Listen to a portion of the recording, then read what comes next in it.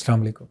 गुज़िश्ता video में हम मर्दाना बांझपन के मतलब एक तारफ़ी जो वीडियो बना चुके हैं उसको हम कंटिन्यू करते हैं उस सिलसिले को कि सीमन एनालिसिस की रिपोर्ट में जब स्पर्म की काउंट के बारे में हम डिस्कस कर रहे थे कि स्पर्म की काउंट एक नॉर्मल बंदे में, एक नॉर्मल पर्सन में, मेल में कितनी होनी चाहिए।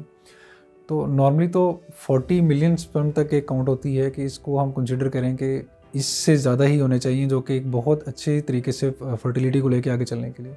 बहुत सारी डिफरेंट रेंजेस हैं इसकी, मगर WHO का क्राइटेरिया एक है प्रॉपर इंटरनेशनली जो कि रन हो रहा है और उसको ही सब लोग फॉलो करते हैं।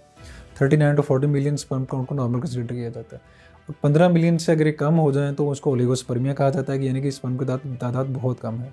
तो 15 और 40 के बीच में अगर है तो उसमें चांसेस होते हैं कि मेल जो है कंसीव कर पाएगा, कंसीव में अपना जो पार्ट है वो प्ले कर पाएगा। उसके अलावा बहुत सारे जो फैक्टर मैटर करते हैं सीमन एनालिसिस की रिपोर्ट में, वो स्पर्म की मूवमेंट यानी कि उसकी हरकत के ऊपर है कि उनमें जो उनकी प्रोग्रेशन, उनकी मोटिलिटी है वो कैसी है। तो उसमें बहुत सारे फैक्टर जो हैं, अगर स्पर्म की मोटिलिटी ख़राब आ रही है और उसकी जो ख़ास परसेंटेज एक तय होती है, जैसे कि 32% तक नॉर्मल फॉर्म्स होने चाहिए, जो कि मोटिलिटी नॉर्मल होनी चाहिए, जो कि रैपिडली ट्रांसपोर्ट हो रहे हैं, मूव कर रहे हैं इंसान की बॉडी में, फीमेल की बॉडी में जाने के लिए। तो उनके अंदर ये फैक्टर देखा जाता है कि मोटिलिटी अगर डिस्टर्ब है तो क्यों है। तो जो बहुत कॉमन फैक्टर्स हैं उसमें सबसे कॉमन एक तो वेरिकोसील है, यानी कि खस्सियों में यानी कि गोलियों में खून की नालियों का फूल जाना। नॉर्मली जो टेस्टिस हैं ह्यूमन बॉडी में, उनके अंदर एक खून की नालियों का एक गुच्छा, एक जाल होता है जो कि उनको टेम्परेचर को थोड़ा सा कूल डाउन रखता है ताकि स्पर्म की जो मूवमेंट है वो नॉर्मल रूटीन में हो सके। अगर ये मूवमेंट कहीं भी हिंडर हो जाती है, रुकावट इसमें आ जाती है, तो उसमें वेरिकोसील एक अहम रोल प्ले करती है कि उसमें वेन्स फूल जाती है, तो ब्लड नीचे टेस्टिस में ज़्यादा पूल हो जाता है, मूवमेंट नहीं हो पाती, तो बहुत ज़्यादा टेम्परेचर वहाँ पे बढ़ जाता है। उसकी वजह से स्पर्म्स की डेथ होनी शुरू हो जाती है, उनकी मोटिलिटी, सबसे पहला जो फैक्टर है मोटिलिटी, ही डिस्टर्ब होता है, उनकी हरकत बहुत डिस्टर्ब हो जाती है, इनकी मूवमेंट स्लो हो जाती है। तो उसमें भी एक फैक्टर है कि कंसीव नहीं हो पाता। तो उसको फौरी तौर पे एड्रेस करना नहायत ज़रूरी होता है। एक ख़ास कैलिबर होता है वेन्स का, और उसमें जो सबसे कामयाब सर्जरी है वो वेरिकोसील की, वो माइक्रोस्कोपिक वेरिकोसिलेक्टमी है।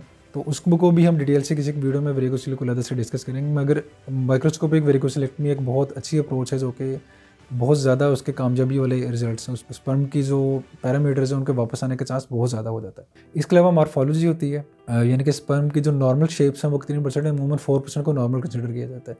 इससे कम जो है वो फिर अब नॉर्मल कंसिडर किए जाते हैं। वेरिकोसील का भी इसमें एक रोल होता है कि वो भी स्पर्म की शेप में खराबी का बायस बन सकती है। बाकी इस तरह फैक्टर बहुत सारे हम डिस्कस कर चुके हैं। सेडेंटरी लाइफस्टाइल है, एनवायरमेंटल पोल्यूशन है, क्लाइमेट चेंज है, प्रोसेस्ड फूड का इंटेक है, तंबाकू नोशी है, अल्कोहल का इंटेक है। ये सारे फैक्टर भी इन सारे जो स्पर्म के पैरामीटर्स हैं इनको डिस्टर्ब कर सकते हैं। तो इन सब पैरामीटर को एक एक करके एड्रेस करना और इनको ठीक करना नहायत ज़रूरी होता है। जैसे ही आप तंबाकू नोशी छोड़ेंगे, वज़न को कंट्रोल करेंगे, शुगर अगर ब्लड प्रेशर है तो उसको कंट्रोल करेंगे, उसके साथ भी इसमें बेहतरी आ सकती है। बहुत सारे फैक्टर ऐसे हैं जिनमें स्पर्म, जब सीमन का एनालिसिस किया जाता है तो स्पर्म आते ही नहीं हैं, उसको एज़ोस्पर्मिया बोलते हैं, यानी कि स्पर्म मौजूद ही नहीं है। एज़ोस्पर्मिया की फिर 2 टाइप्स आगे हो सकती हैं कि या तो ये ऑब्स्ट्रक्टिव है, यानी कि कोई ना कोई टेस्टिस से लेके इसकी डिलीवरी तक, पेशाब की नाली के रास्ता निकलने तक कोई ना कोई रुकावट का एलिमेंट चल रहा है, जो कि बहुत ही एक अच्छे अल्ट्रासाउंड के ऊपर ही डायग्नोज हो सकता है कि रुकावट कहाँ पे करके चल रही है। उसको फिर सर्जिकल पॉइंट ऑफ व्यू से ट्रीट किया जाता है। नॉन ऑब्स्ट्रक्टिव स्पर्मिया में फिर बहुत सारे फैक्टर आ जाते हैं, जिसमें हार्मोनल फैक्टर कॉमन होते हैं, और उसमें फिर जो कुछ हार्मोन है, FSH है, टेस्टोस्टेरोन है, LH है, प्रोलैक्टिन है, जो कि ब्रेन से एक्ट करते हैं, सिग्नल भेजते हैं स्पर्म के प्रोडक्शन के लिए, उनको एड्रेस किया जाता है। अगर उनमें कोई इशू चल रहा है तो उसके अकॉर्डिंगली फिर हार्मोनल ट्रीटमेंट या मेडिसिन का इस्तेमाल करके उसमें इंप्रूवमेंट देखी जाती है। बहुत सारे फैक्टर ऐसे हैं जिसमें वजह का तयन नहीं हो पाता, या एज़ोस्पर्मिया वाले केसेस जिनमें होता है उनमें टेस्टिकुलर बायोप्सी का एक हमारे पास ऑप्शन मौजूद होता है। उसमें भी हम स्पर्म को सर्च करते हैं कि है या नहीं है, फाइनल अपने डायग्नोसिस के लिए।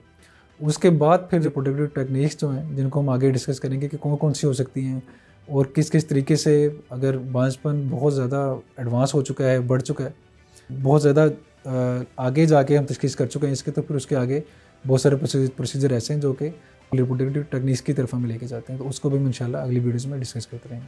Thank you so much.